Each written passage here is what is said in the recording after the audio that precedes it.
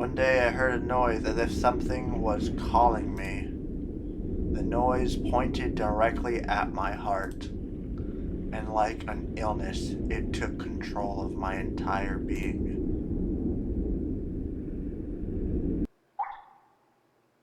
Prologue, embryo, unable to find the desire to live, looking at a thinking city, deep into the abyss with no future, I struggle to find oxygen.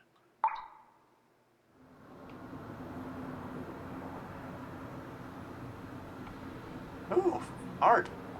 I wake up from a strange vision.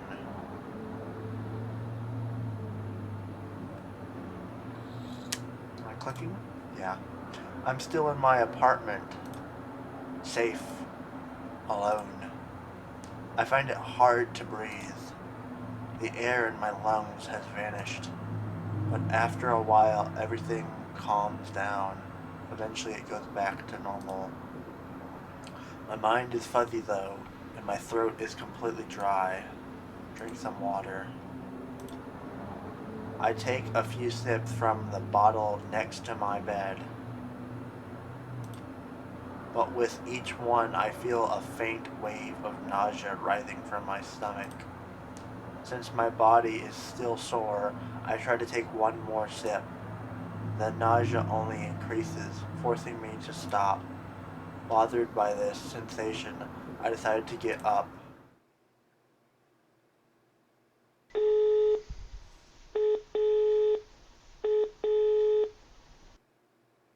When things get too rough, I call him. It depends on when the realization crashes down on me. After all, I can only feel at ease by talking to him. Hi, am I bothering you? I always answer your calls with pleasure. I'm happy to hear that.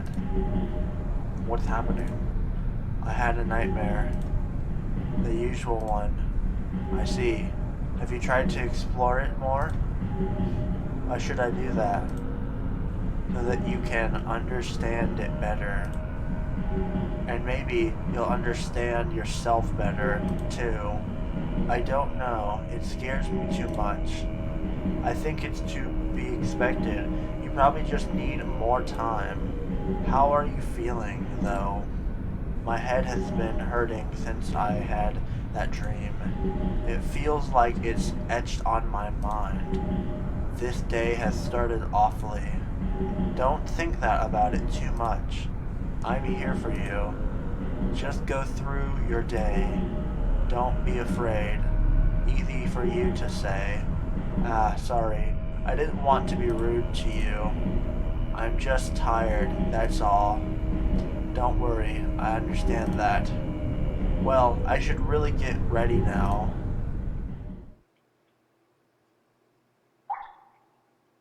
Chapter 1, Deep Burial. I saw a meadowlark flying. I envied its freedom, and I desired to crash it between my fingers. Now I observe it, trapped in a cage on my balcony, and I understand the truth of something.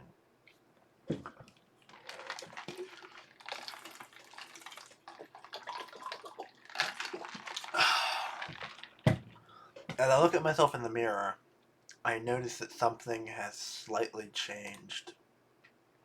It's a small detail, almost impossible to be perceived, but today I'm paler than usual.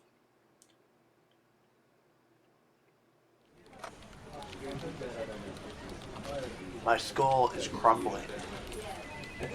My nerves are melting. My spirit is sinking. Yet I still have to work. Sometimes it seems everything has been deprived of purpose.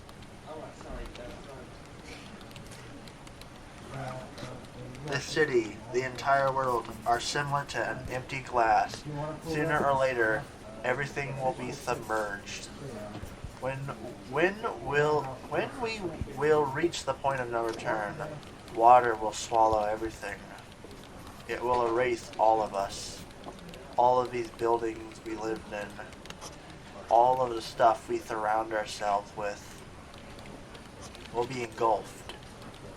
Maybe we still have time to fix things. And that will be the end. Let's say maybe we still have time to fix things. Sometimes I force myself to be hopeful. I try with all my strength to repress my fears, to go on through the end of the day without thinking. If I stop thinking and feel, everything will be alright. I'll just become like any other person. But most of the time, it's just too much. Negativity takes control of me, and it gets more and more difficult to resist. Everything gets blurred out, and I try to resist as hard as I can until my soul is crushed. But as time goes by, this gets more and more difficult, and as I envision cities abandoned deep into a dark abyss, my head explodes. My heart stops. Breathing becomes a struggle. I could throw up by any minute. Yet I'm still here, in the office. I have to keep working. And after that, get lunch with a colleague. Forced to swallow all the fears that trouble me. Every day I spend my lunch break at the same table with the same person. We've started working here the same day. We've known each other ever since. Hey girl, how was work this morning? Just fine. I finished checking some paperwork. What about you? Great. Nice job. Same for me. I've been on paperwork all week. But thank God it's almost over. I just feel great at the idea of working in the office again, you know? Staying at home with my noisy husband was a pain. Plus, I missed you a lot. How have you been? Yeah, I can imagine. I've been alright, I guess. Some things happened, but nothing worth talking about. What about you? Oh, it was a different voice. Noisy husband apart, I mean. I feel like I'm rejuvenated. It still feels strange and unusual, but working together again, seeing people we love, it's really great. The skin on my hands started peeling because of the sanitizers, you know. I wonder what they put into those things. Yes, it is. But what is it? I understand what you mean, but I feel awful. Why? Did something bad happen? Not really. Still, I can't help but think about the people who have lost their jobs or their loved ones. The homeless people that I see in every street I pass through. Or the sadness and loneliness on everyone's faces. That doesn't mean we can't be cheerful about our own daily life, does it? What matters is that we're safe and happy. We can't do much about others. I know. I'm just scared of the repercussions, that's all. Look, I do understand it. However, let's just talk about something else, okay? Yeah, we should. Listen, there has been something on my mind lately. I don't really know how to say this. Um, are you going to go do something about those bags under your eyes? I mean, I'm sorry to bring that up, but they kind of scare the clients. They scare the clients? What do you mean? I heard that some people lately are frightened by your appearance. They say you're creeping them out. It's just rumors, but maybe you should take it as an advice. What do you think I should do? Firstly, you need to sleep more. You look like you haven't hit the sack in a week. I have the impression you could pass out by any minute. Are you feeling alright? Here, have a glass of water. You never drink anything at lunch. You're right, maybe I should. Yes, definitely. Otherwise, your health might be seriously affected. After all, you need to sleep and keep hydrated to work properly. This is true, people. This is true. You need to hydrate, and that's why I'm going to take a big swig of water.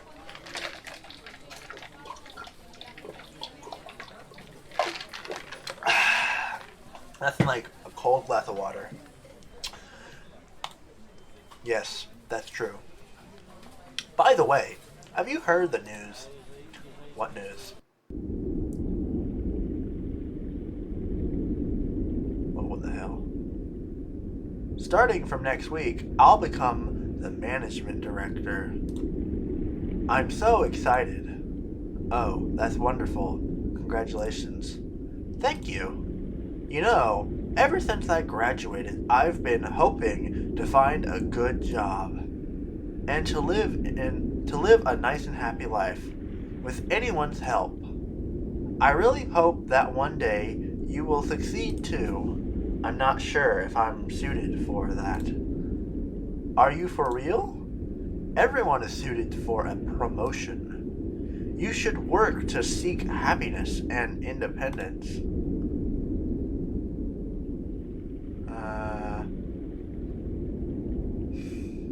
This job can't really happen. I disagree.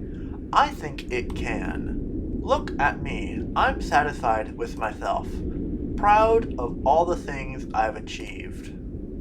Of my clients' smiling faces. That's all thanks to me and the work I've done. And what about that intern who jumped off the 5th floor? Your experience is yours alone. I don't think that only focusing on our job will bring us happiness. We all will get older and die. Eventually, the world will end. So what is the meaning of all this? Being this obsessed about work won't take us anywhere. I think you just lack an ambition. And I'm sorry to say this, but you won't get too far without it. In this time and age, ambition is all that we have left. Without it, we're nothing. You're obviously scared. I understand that. But you can't fall victim to your fears.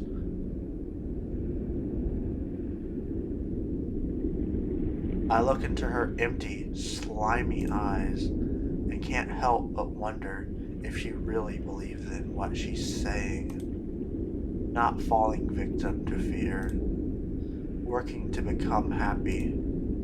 Those are all perfect and idealistic words, told by someone who doesn't understand my suffering. But if one day everything will be submerged, then she too will. Suddenly, the senses of my dream start to play in my head. Something is moving from my stomach, pushing, working its way through my esophagus. I rush to the bathroom and let out everything.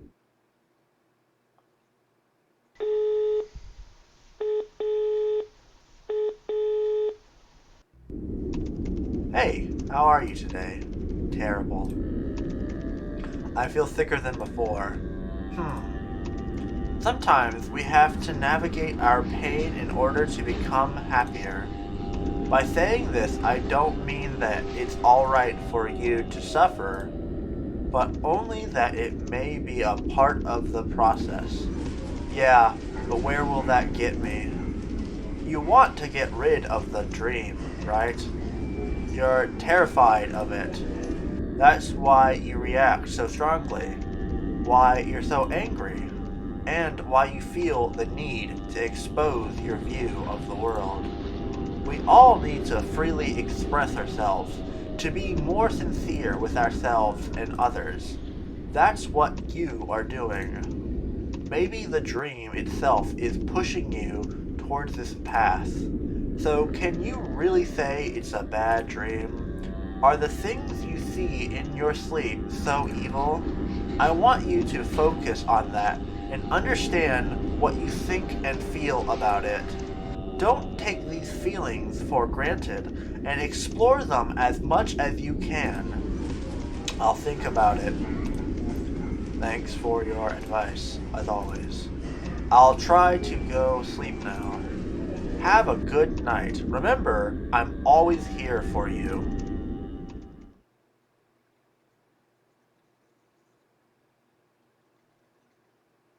I'm still so pale. Should I really give in to my dreams?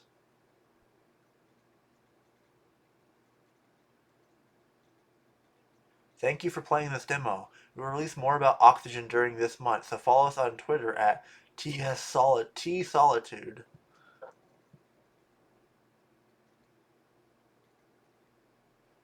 I guess that's it.